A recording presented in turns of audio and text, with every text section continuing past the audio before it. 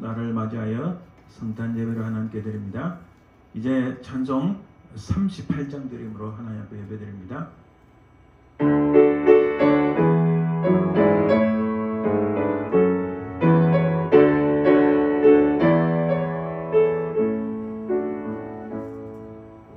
예수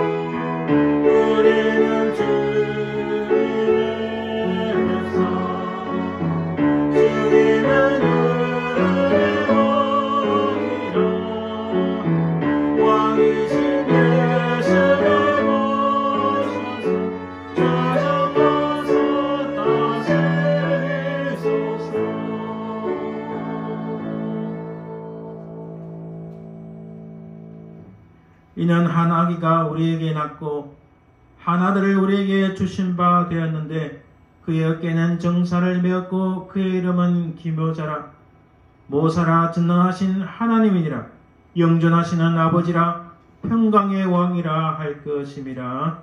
아멘.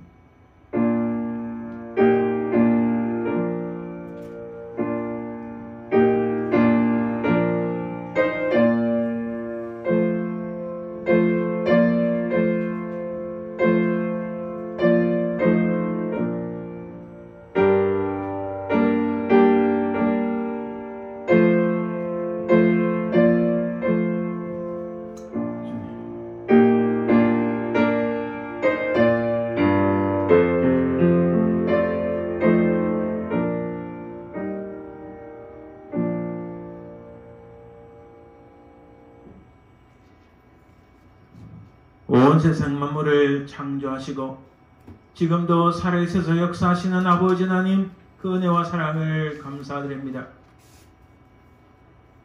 우리는 모두 다 죽었던 죄인인데 우리 주 예수 그리스도의 십자가의 보혈로 말미암아 우리가 살리심을 받고 하나님의 자녀가 되게 하심을 참으로 감사드리나이다.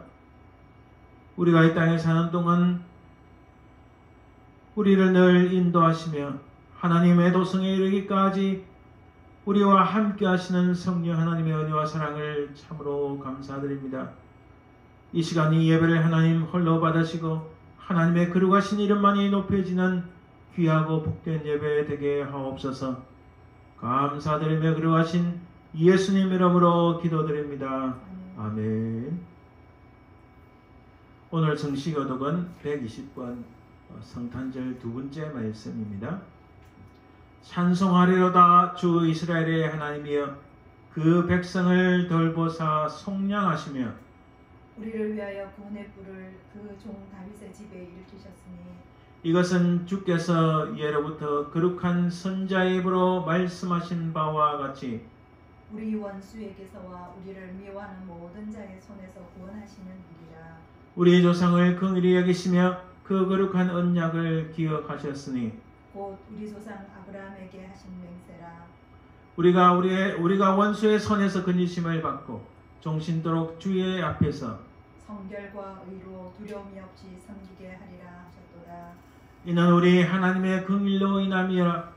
이로써 돋는 해가 위로부터 우리에게 임하여 어둠과 죽음의 그늘에 앉은 자에게 비치고 우리 발을 평강의 길로 인도하시리로다. 그러므로 주께서 친히 징조를 너에게 주실 것이라.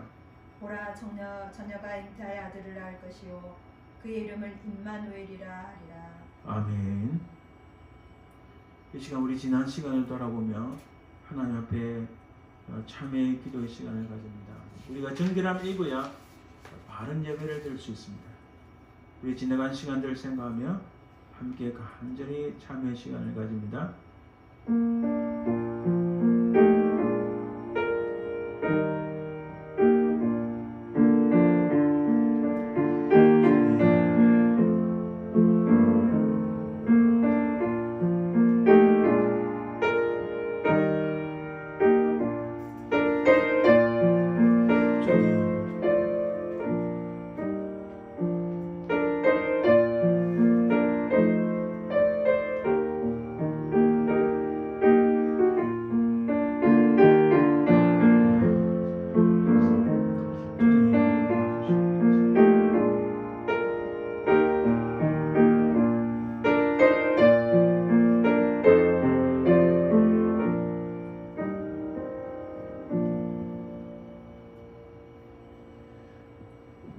살아계신 아버지 하나님 은혜를 감사합니다. 우리 자신들을 돌아보니 참으로 부정하고 연약한 것뿐이요 죄와 흠을 뿐임을 고백합니다. 이 시간 우리 하나님께서 우리의 모든 연약한 것들, 죄악들을 용서하시고 주의 흘리신 보혈로 우리를 정결하게 하시고 새롭게 하여 주옵소서. 정말 이 시간 주의 은혜로 말미암아 거룩함을 입어 하나님을 기쁘시게 하는 참된 예배를 드리길 소망하며 거룩하신 예수님 이름으로 기도드립니다. 아멘. 이제 사도신경 우리의 신앙을 고백합니다. 전능하사 천지를 만드신 하나님 아버지를 내가 믿사오며 그의 아들 우리 주 예수 그리스도를 믿사오니 이는 성령으로 잉태하사 동정녀 마리아에게 나시고 본디오 빌라도에게 고난을 받으사 십자가에 못 박혀 죽으시고 장사한 지 사흘 만에 죽은 자 가운데서 다시 살아나시고 하늘에 오르사 하늘에 전능하신 하늘 우편에 앉아 계시다가 절에서 산자와 죽은 자를 심판하러 오시리라. 성령을 믿사오며 거룩한 공예와 성도와 서로 교통하는 것과 죄를 사하여 주시는 것과 몸이 다시 사는 것과 영원히 사는 것을 믿사옵나이다. 아멘. 찬송 123장 저들과 함께 한밤중에 찬송드립니다.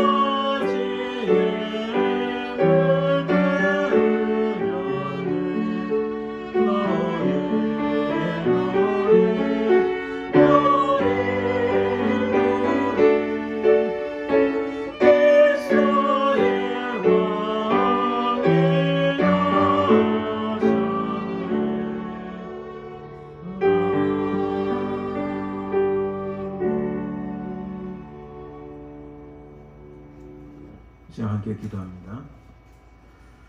은혜로우신 아버지 하나님 감사합니다. 우리를 구속하시기 하여 이 땅에 인간의 육신을 입고 오신 우리 주님, 그 주님의 거룩한 탄신을 기억하며 주님 앞에 예배를 드립니다. 하나님, 온 세상은 주님의 탄생 목적을 잃어버리고 어디로 향하는지 모른 채 유리방황하지만 하나님, 저희들은 이 땅에 오신 우리 주님의 그 구원의 소식, 큰 기쁨의 소식을 잊지 말고 잃어버리지 않고 늘 우리 가슴에 담아두며 주님의 그 놀라운 복음을 붙잡고 살아가는 저희들 되게 도와주시옵소서. 아버지 하나님, 세상이 갈수록 황폐해지고 하나님을 배역하며 세상의 끝으로 치닫는데 이러한 세상 속에서 살아가는 저희들에게 더욱 믿음을 주시고 하나님의 그 기쁨의 소식을 꼭 붙잡고 승리할 수 있도록 주여 도와주옵소서. 이 예배를 하나님 홀로 받아옵소서. 악한 사람에게 틈타지 말게 하시고 하나님의 성령께서 우리를 속에 임재하시며 우리와 함께 하시고 능력으로 붙잡아 주옵소서. 감사드리며 걸어가신 예수님 이름으로 기도드립니다. 아멘.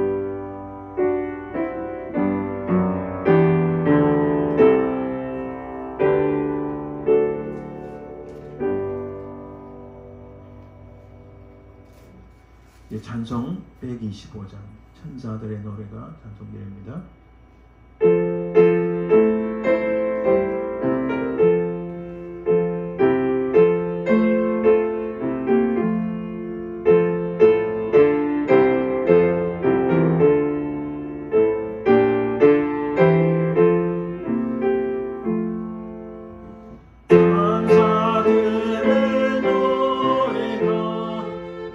하늘에서 들리는 상고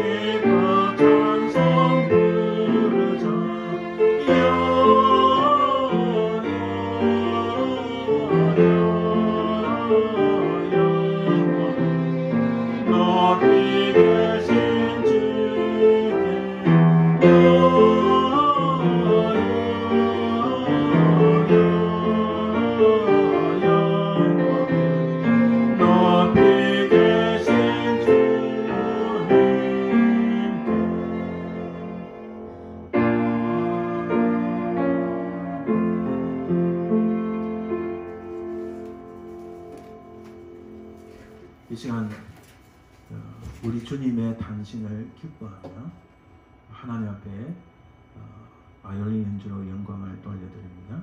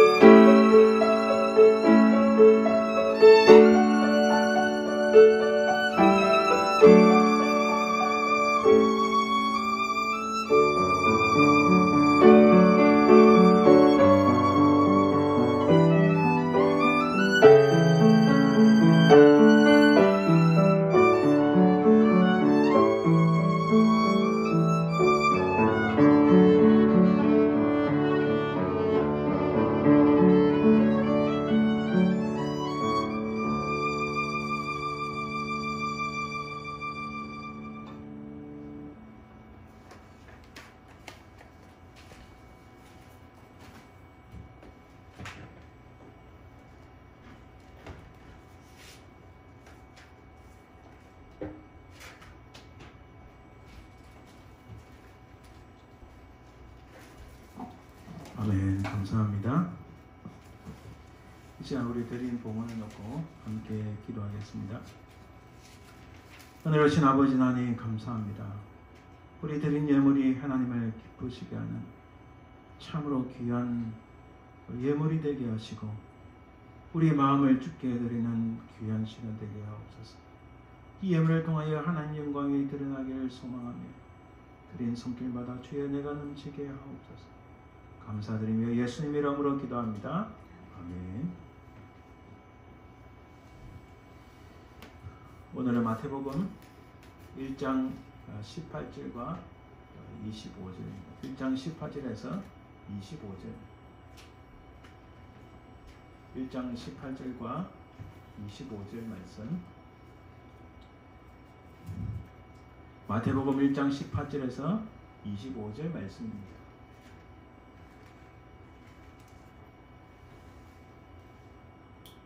신약성경 1쪽에 있습니다. 마태복음 1장 18절 말씀입니다. 예수 그리스도의 나심은 이러하니라. 그 어머니 마리아가 요셉과 약혼하고 동거하기 전에 성령으로 잉태된 것이 나타났더니 그의 남편 요셉은 의로운 사람이라 그를 드러내지 아니하고 가만히 끊고자 하여 이 일을 생각할 때에 주의 사자가 현몽하여 이르되 다윗의 자손 요셉아 내 아내 마리아 데려오기를 무서워하지 말라. 그에게 잉태된 자는 성령으로 된 것이라. 아들 낳으리니 이름을 예수라 하라. 이는 그가 자기 백성을 그들의 죄에서 구원할 자이심이라 하니라. 이 모든 일이 된 것은 주께서 선지자로 하신 말씀을 이루려 하심이니 이르시되 보라 처녀가 잉태하여 아들을 낳을 것이요 그의 이름은 임마누엘이라 하리라 하셨으니 이를 번역한즉 하나님이 우리와 함께 계시다 함이라. 요셉이 잠에서 깨어 일어나 주의 사자의 분부대로 행하여 그의 아내를 데려왔으나 아들을 낳기까지 동침하지 아니하더니 나음의 이름을 예수라 하니라. 아멘. 이 시간 우리 함께 기도하길 원합니다. 먼저는 이 나라와 민족을 위해서 기도합니다. 현재 미국에도 큰 어려움이 많이 있습니다. 하나님께서 이 나라를 구원해 주옵소서. 또한 우리 대한민국을 구원해 주옵소서. 모든 악한 세력들이 멸절되게 하옵소서. 간절히 기도해 주시고 또한 이 코로나 바이러스가 속히 사라질 수 있도록 하나님의 은혜를 베풀어 달라 기도해 주시기 바랍니다. 또한 오늘 말씀을 증거하는 저를 위해서 기도해 주시고 특별히 육신이 약하여 힘들어하시는 우리 임정남 권사님, 김관용 집사님 위해서 간절히 기도해 주시기 바랍니다. 함께 기도하겠습니다.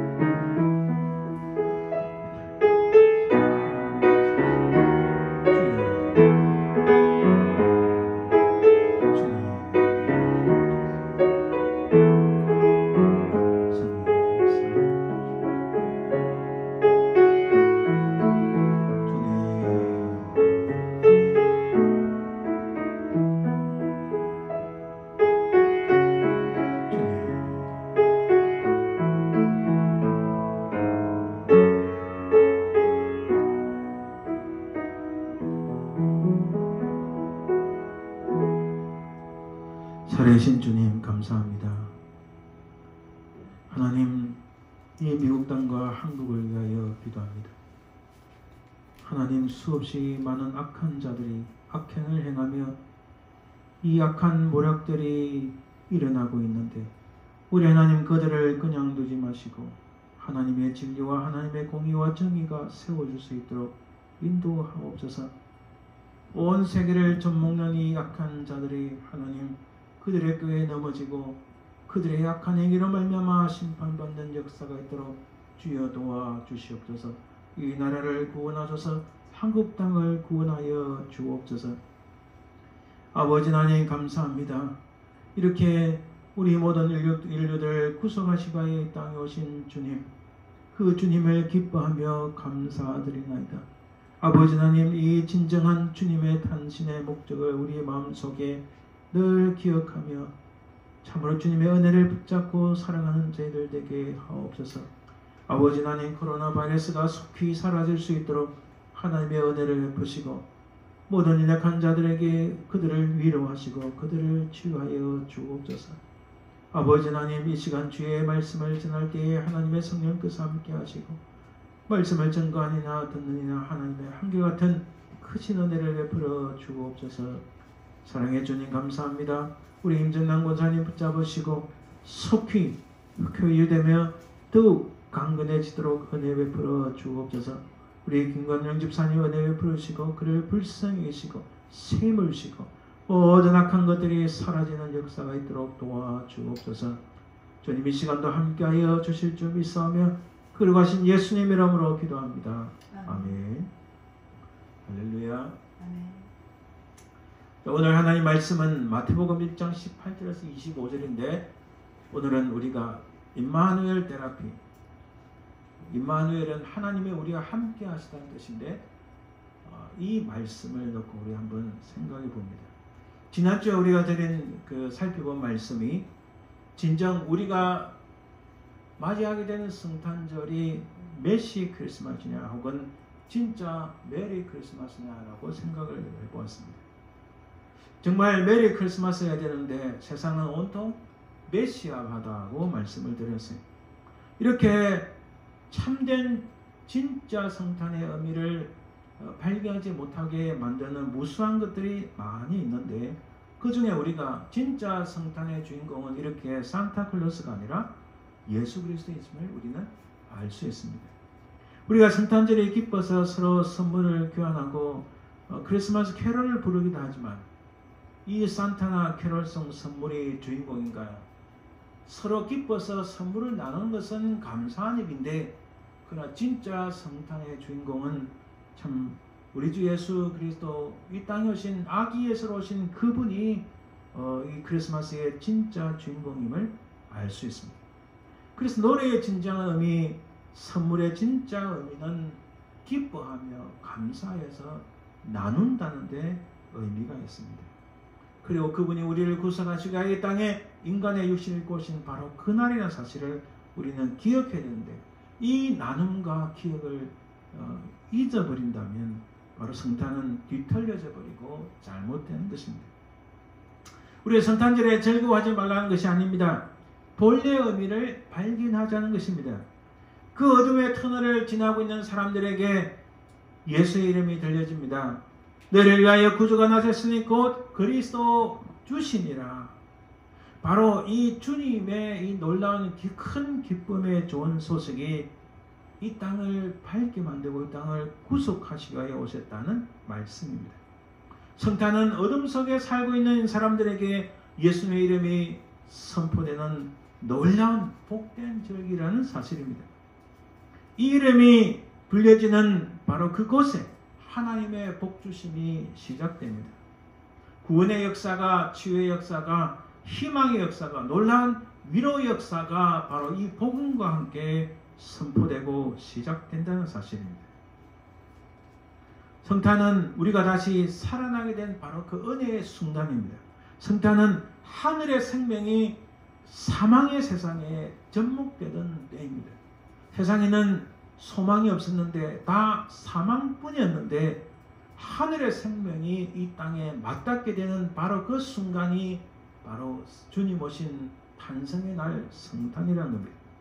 그래서 성탄은 지옥의 백성이던 우리에게 최초로 하나님의 백성, 하늘의 백성이 될 수 있는 복음이 전해지던 바로 그 순간입니다. 그래서 우리는 메리 크리스마스를 위하여서 오늘 우리에게 필요한 것은 복잡하거나 뒤틀린 성탄이 아니라 너무나 단순한 모습의 성탄이라는 사실입니다. 그래서 사실 종교개혁자들의 가장 중요한 핵심은 단순함으로 돌아가자. 이 단순함은 우리가 지난주 살펴보았듯이 첫 성탄의 풍경 속에서 찾아볼 수 있습니다. 첫째는 목자들은 단순한 사람들이었습니다. 이 단순함은 순수함과 순진함과 겸손함을 의미합니다. 둘째는 이들은 단순한 진리, 누구나 깨달을 수 있는 복음을 받았습니다. 오늘 다윗의 동네에 너희를 위하여 구주가 나셨으니 곧 그리스도 주시니라 라고 말씀합니다. 또한 이들은 그 단순한 복음, 너무나 순수한 복음, 그 심플한 복음에 적극적으로 반응하는 아주 단순한 반응이 있었습니다. 이것은 절대적인 순종을 의미합니다. 천사들이 떠나서 올라가자 이들이 말합니다. 우리가 서로 말하되 베들레헴으로 가서 이를 보자. 그리고 빨리 가서 이 사실을 전하자라고 한 겁니다. 우리 이렇게 성탄은 심플합니다. 이 세상처럼 복잡하지가 않습니다. 우리는 또 다른 성탄과 관련된 풍경을 통해서 성탄의 진정한 의미를 발견할 수 있을 것입니다. 오늘 본문의 실제 상황을 한번 살펴봅시다. 오늘 본문 18절에 보니까 예수 그리스도 나심은 이러하니라. 그의 어머니 마리아가 요셉과 약혼하고 동거하기 전에 성령으로 잉태된 것이 나타났더니, 자, 여기서 보니까 요셉과 약혼하고 마리아가 요셉과 약혼했다고 말씀합니다. 이 약혼하다는 이것은 유대 풍습에 따르면 결혼의 서약은 약혼식 때 이루어집니다. 그리고 이 서약이 중지될 때는 이혼이 요구되었습니다. 동거하기 전에 잉태되었다. 여러분, 약혼하고 나서 유대 풍습에는 약혼하고 나서 1년 정도는 같이 살지 않습니다. 말하자면 육체적 관계를 갖지 않습니다. 따로따로 사는 거예요. 근데 약혼하고 한 1년 지나야 되는데 그 사이에 마리아가 잉태를 하겠다는 겁니다. 임신을 하겠다는 거예요. 이것은 굉장히 중요한 사실을 의미합니다. 아니, 남편 될 사람과 같이 살지도 않는데 아기를 가졌다, 잉태를 하였다, 임신하였다 이런 것은요, 신명기 22장 23절 24절에 보면은 이는 유대 관습에 따라서, 유대 율법에 따라서 이 여인은 들판에서 돌로 쳐 죽여야 됩니다.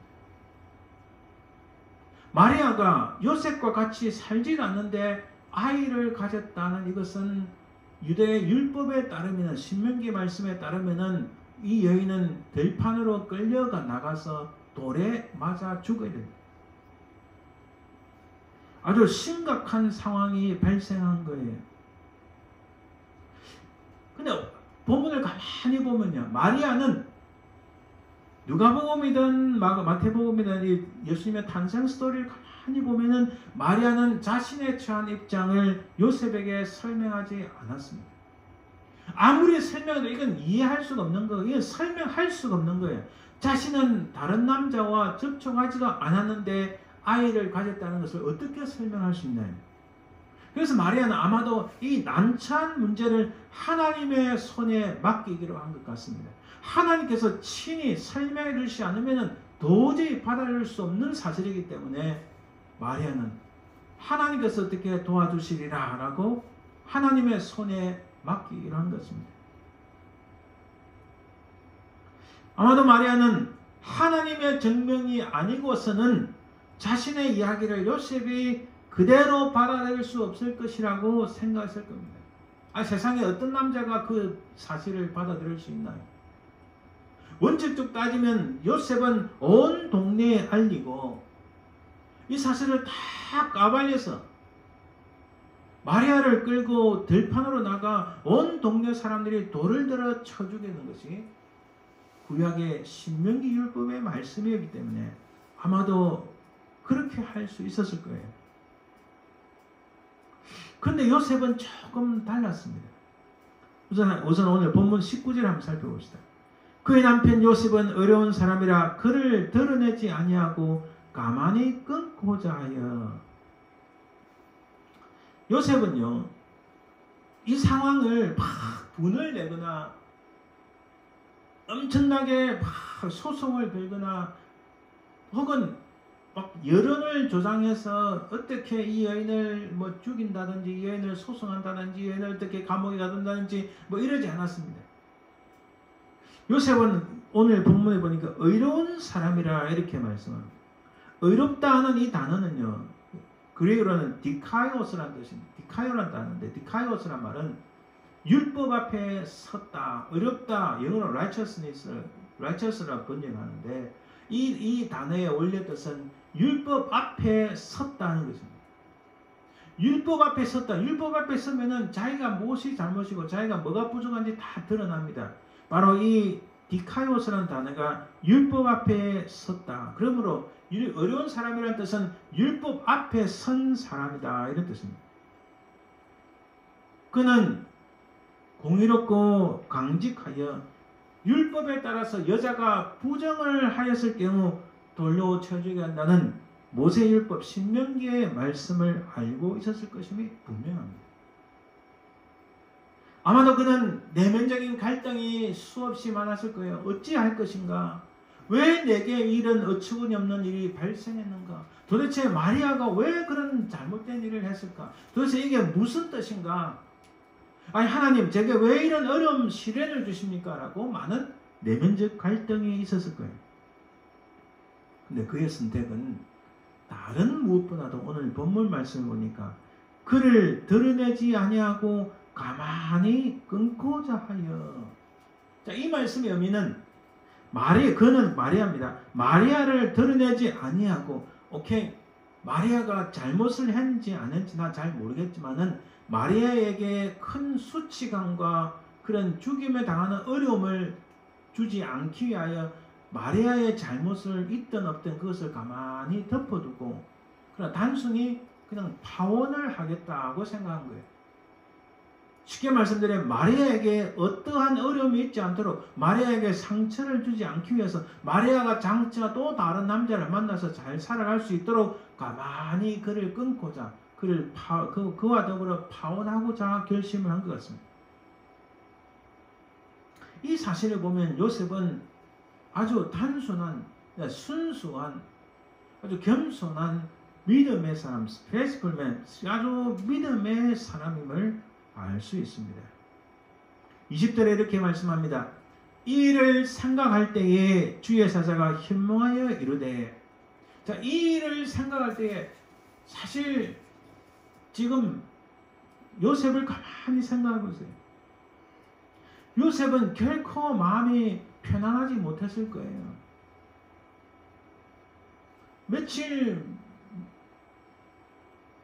몇 날을 잠을 이루지 못하고 또 그 마음에 얼마나 많은 갈등이 있었겠습니까? 이 일을 생각할 때의 이 말씀은 이런 뜻입니다. 쉽게 표현하면 하지만 그 같은 생각이 그의 뇌리에 스치기가 무섭게. 자, 그 같은 생각이 뭡니까? 이 일이 뭡니까? 마리아를 드러내지 않고 가만히 끊고자 하는 그 일을 말합니다. 그 일을 생각할 때 그렇게 해야 되겠다는 생각이 그의 내리에 스치기가 무섭게 주의 사자가 현몽하여 이르되라는 말씀입니다. 실로 요셉은 이러한 곤란하면서도 슬픈 사실에 직면하여 최선의 해결책을 찾고자 극심한 고민에 빠져 있었을 것임이 분명합니다. 그는 엄청난 스트레스가 있었을 거예요. 엄청난 불신이 있었을 겁니다. 잠 못 이루는 밤이 있었을 거예요. 상한 심령이 있었을 겁니다. 마음의 고통이 있었을 거예요. 우리 가족이 2008년 4월에 들어오기 전에 2007년 11월경에 제 와이프가 교통사고를 당했습니다. 그때 한 2주 동안 집에 연락이 안 되니까 제가 학교 공부가 뭐가 아무것도 손이 잡히지 않더라고요. 도대체 무슨 일이 생겼나? 혹시 무슨 일이 생겼나 싶어가지고 경찰서에까지 전화를 했습니다. 경찰서까지 전화했는데 경찰서에서는 또 사람을 잘못 알아들고 큰 어려움이 생겼다니까 제가 막 뒤로 나잡아질 뻔했죠. 마음이 불안합니다. 온갖 스트레스 쌓입니다. 그때 11월 말쯤 되면 11월 달 되면 학교의 페이퍼를 마무리해야 될 상황인데 아무것도 손에 잡히지 않았어요. 마음이 얼마나 상하고 고통이 되는지. 물론 결국에는 교통사고를 당했는데 제 와이프가 제가 힘들어 할까봐 근심할까봐 일부러 연락하지 않았는데 그때 그 시간은요 정말 잠을 못 자고 무슨 생각이 그래 많은지 온 생각이 들고 불안하고 정말 마음에 어떤 어려움과 고통이 굉장히 많았던 것을 생각합니다.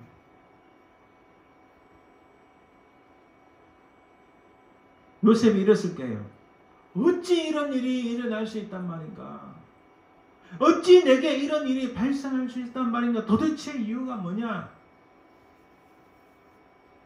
이런 요셉에게 진정 필요한 것은 어떤 치료, 심리 치료에서 카운셀링 테라피, 상담 치료, 또 혹은 커플 테라피, 이 커플끼리 가서 받는 이 치료요법, 이런 것들이 필요한 게 아닙니다. 현대인들은 어려움이 있으면 커플 테라피, 카운셀링 테라피, 또 정신과 치료, 온 치료, 테라피를 많이 찾아가는데 이런 하나님의 계획과 치유가 절대적으로 필요한 시기이지 이런 인간이 만든 어떤 테라피가 필요한 것이 아닙니다. 지금 요셉에게 필요한 것은 바로 하나님이 함께 하신다는 이 임마누엘 테라피가 필요하다는 거예요.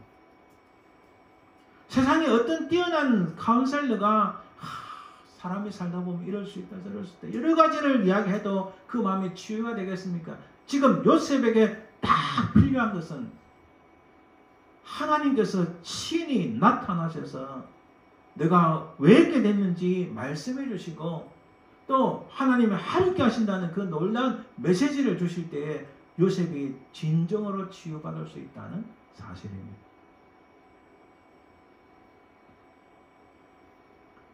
이 요셉에게 증거된 말씀은, 이 메시지는 아주 심플합니다.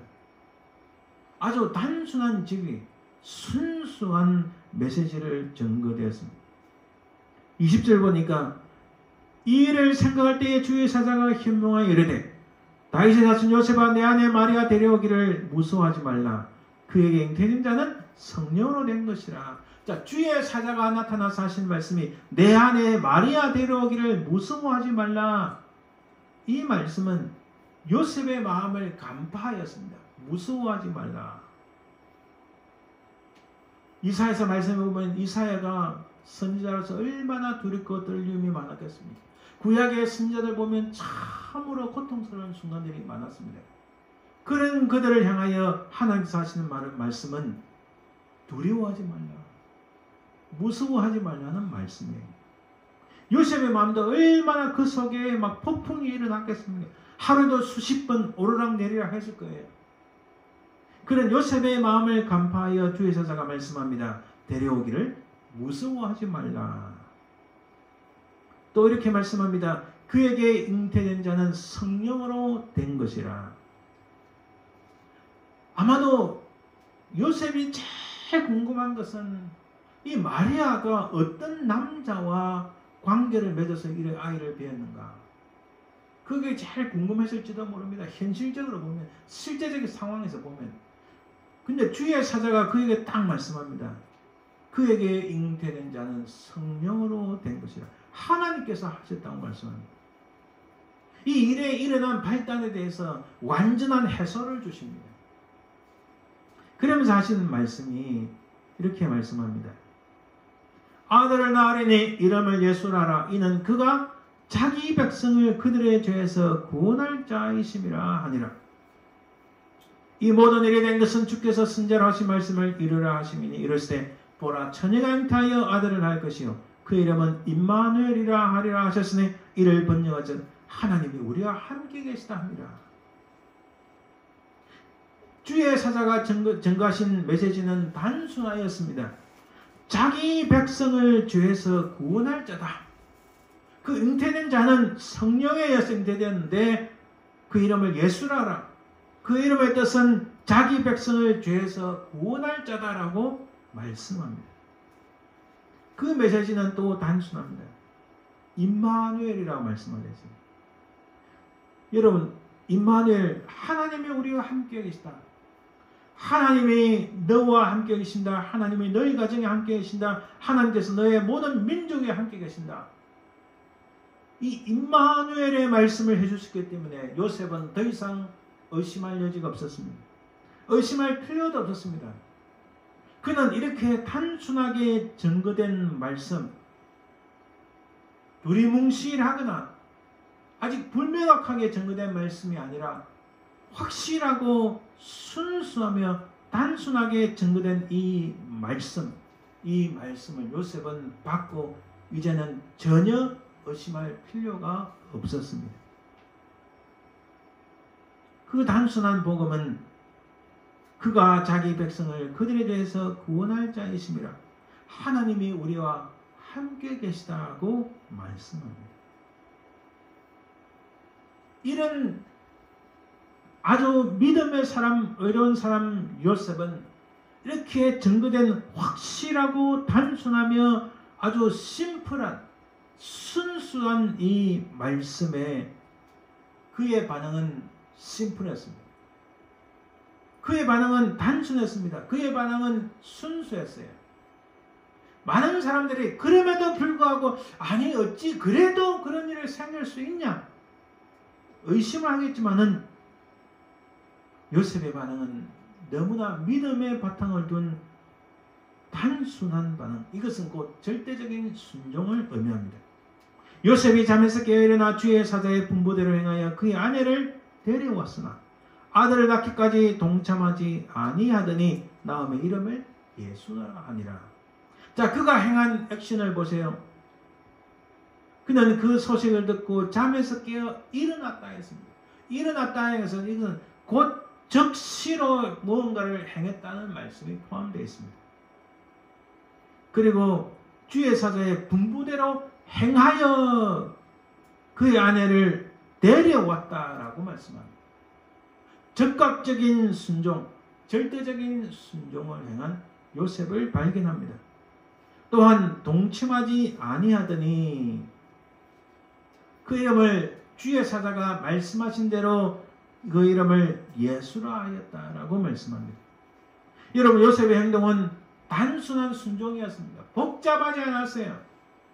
주의 사자가 말씀하신 그대로 그것을 그대로 믿고 그대로 행동했던 절대적인 순종의 사람입니다.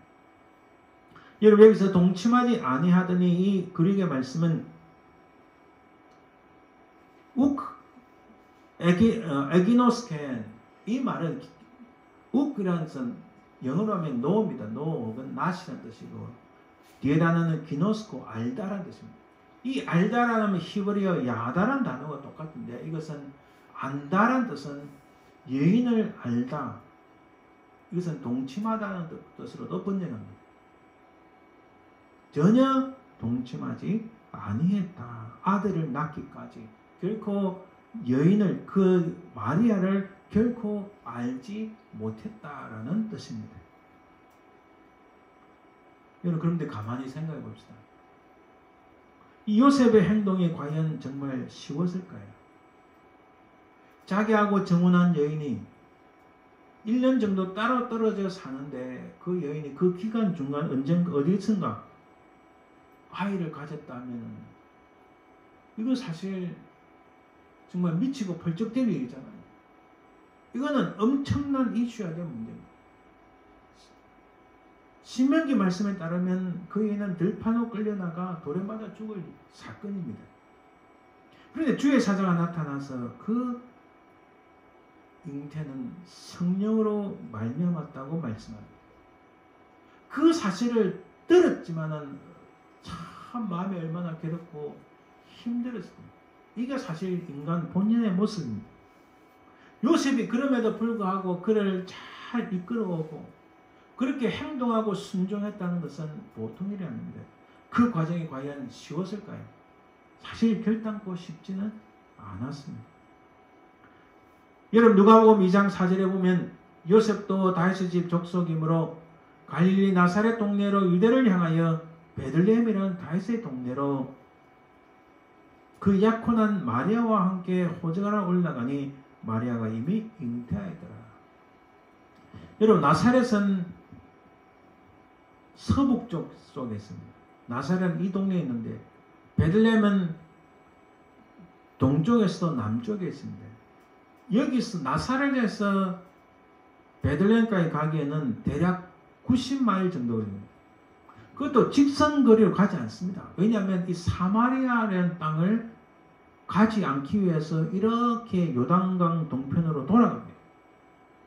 그래서 사실 시간 더 많이 걸리겠죠. 그 90마일을 가야 되는데 90마일을 가서 베들레헴에 가서 호적을 등록해야 하는데 이 마리아를 데려갑니다. 여러분, 다 우리가 지난주 살펴봤지만은 마리아를 데리고 베들레헴에 왔는데 들어갈 여관이 없는 거예요. 들어갈 묵을 숙소가 없는 거예요. 그 사이에 그런 만삭된 아내를 데리고 이렇게 90마일을 걸어온다는 것 보통 일이 아닙니다. 지금처럼 뭐 자동차나 길이 잘 닦겠습니까? 무슨 기차가 있습니까? 아무것도 없습니다. 그저 나귀 타고 자신은 터벅터벅 걸어야 되고 자기 아내 마리아는 나귀를 타고 와야 될 순간입니다. 90마일 요즘 같으면요 차로 뭐 한두 시간이면 한 두세 시간이면 갈 수 있는 거리인데 그때는 몇 날 며칠이 걸릴지 모릅니다. 한 달에 걸릴지 두 달에 걸릴지 그 사이에 요셉이 얼마나 많은 갈등이 생길 수 있는 여지가 있습니까? 보통 사람 같으면요 내가 왜 이렇게 해? 내가 왜 미쳤나? 왜 이런 일을 해야 돼? 아무리 하나님께서 그렇게 말씀하셨다도 내가 어떻게 믿을 수 있어? 어떻게 이런 일이 생길 수 있어? 하면서 그의 행동에 회의감을 가질 수도 있었습니다. 아마도 그 나사렛 동네에서 마리아가 남편과 더불어 살지도 않는데 아이를 가졌다. 이거 뭔가 이상하다는 잘못된 소문도 많았을 거예요. 이로 인해서 요셉뿐만 아니라 마리아도 정신적인 압박과 스트레스와 사람들의 냉대 이런 것들이 굉장히 많았을 수도 있습니다. 충분히 가능성이 많습니다. 이런 여러 가지 이유 때문에 베들레헴으로 가는 길은 너무나 힘들었을 겁니다. 이 모든 힘든 여정을 견디게 해준 것은 주의 사자가 말씀하신 하나님이 함께 계시다는 임마누엘의 축복과 약속 때문에 하나님이 너희들과 함께 계신다. 여러분 이보다 더 큰 축복이 어디 있습니까? 이보다 더 큰 하나님의 약속이 어디 있나요? 우리 인생 어찌 보면은 기적이 없는 삶인지도 모릅니다. 구약의 요셉을 보면요. 구약의 요셉을 봅시다. 구약의 요셉을 보면 놀라운 일들이 많은데 하나님께서 또 꿈을 꾸게 하시고 해몽하게 해서 놀라운 일도 많이 있었는데 그러나 강이 갈라지고 하늘에서 뭐가 내려오고 뭐 불마차를 타고 뭐 이런 기적은 없었어요. 요셉도 철저히 실제적인 삶 속에서 부딪히며 갈등하며 괴로워하며 고통스러워하며 나아갔습니다. 그런데요, 이 구약의 요셉에 가장 많이 나오는 단어가 함께라는 단어입니다. 하나님이 함께 하신다. 그래서 여러분 구약에 보면요, 하나님이 함께 하신다는 말씀이 굉장히 많이 나옵니다. 이스라엘 백성들이 금송아지 사건에 인하여 하나님께 완전히 버림받을 위기에서 모세가 너무나 애절하게 정말 간절하게 기도합니다.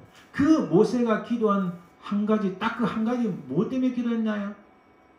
하나님, 우리와 함께 올라가시옵소서. 자신들과 함께 해달라는 것이었습니다.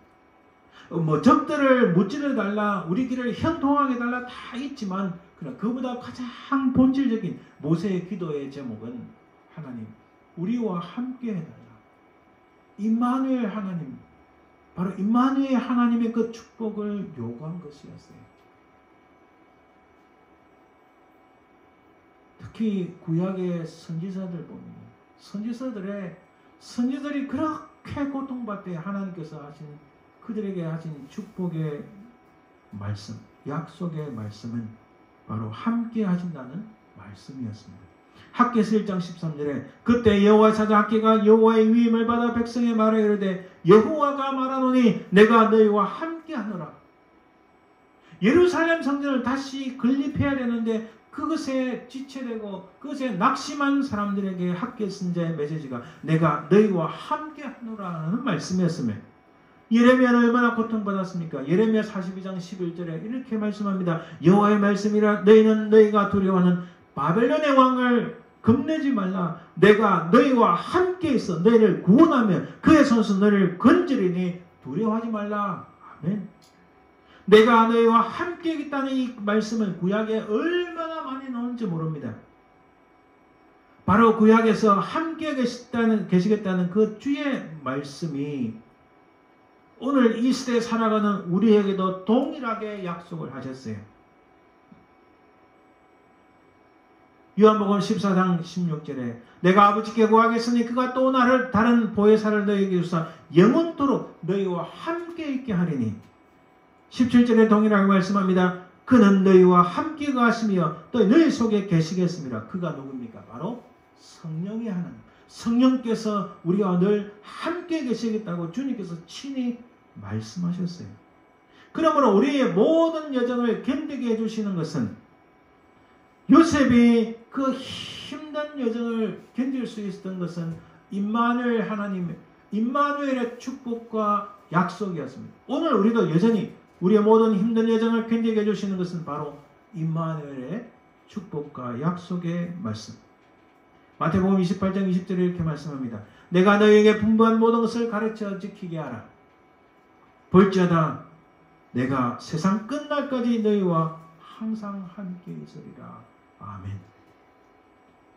여러분, 이 땅에서 최고의 축복은 임마누엘 축복입니다. 우리가 이 땅에 살아가면서 많은 고통을 받고 많은 시련을 당하고 하나님 왜? 하나님 어찌하여? 하나님 도대체 왜 이런 어려움이 옵니까? 라고 우리가 의문을 던지고 고통스러운 그때에 하나님께서는 여전히 우리에게 말씀하십니다. 하나님이 우리와 항상 함께 계시겠다. 우리는 몸이 아프면 피지컬 테라피를 찾아가기도 합니다. 우리는 또 마음이 힘들면 카운셀러를 찾아가기도 합니다.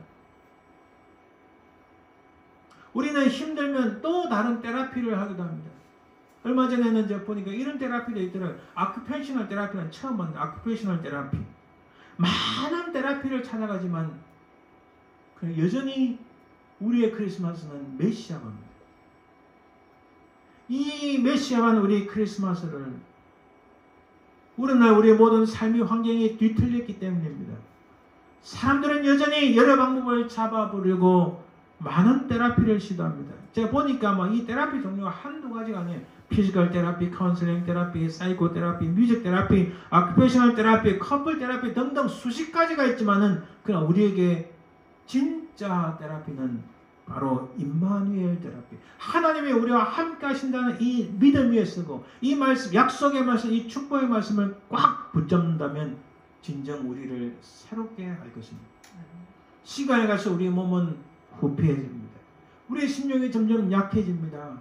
우리는 모든 거 다 달아날지 모릅니다. 모든 것이 달아난다 할지라도 하나님이 우리와 함께 하신다는 이 사실을 깨닫고 있으면 우리는 모든 것을 잃어버린다 할지라도 하나님의 그 놀라운 축복의 말씀, 약속의 말씀에 따라 우리는 날마다 새롭게 될 줄 믿습니다. 이 임마누엘 테라피의 그 놀라운 축복과 그 놀라운 감사와 그 놀라운 능력을 맛보기 위해서는 요셉처럼 첫째 우리는 진정한 신앙의 사람, 아주 단순한 믿음의 사람이 되어야 됩니다.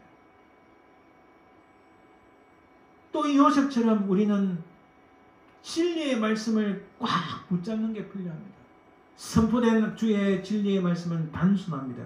이 선포된 주의 진리의 말씀에 따라서 절대적인 순종을 해나갈 때에 많은 갈등과 고통과 내면의 갈등, 내면의 어려움이 있고 시련이 있고 정말 마음의 불만과 온갖 것들이 우리 속에서 소용돌이 치지만 그러나 하나님 우리와 함께 하신다는 이 말씀을 굳게 붙잡고 거기에 절대적인 순종을 해나갈 때에 하나님은 우리의 삶을 새롭게 하실 줄 믿습니다. 그러므로 성탄의 복음의 깊은 의미를 깨달은 사람들은 성탄의 복음을 듣고 감격합니다. 가슴이 떨립니다. 바로 이러한 복음, 하나님이 우리와 함께 하신다는 이 복음을 전할 때에 주의 역사가 이 땅에서 이루어질 줄 믿습니다. 기도하겠습니다. 은혜로우신 아버지 하나님 감사합니다. 아버지 하나님, 참으로 힘들고 어려운 시대를 살아가지만 부패하고 타락한 이 시대 속에 살아가지만 하나님은 분명히 살아계시고 하나님이 우리와 함께 하신다는 이 놀라운 임마누엘의 축복과 임마누엘의 약속의 말씀을 붙잡고 믿음으로 승리하는 저희들 되게 도와주시옵소서.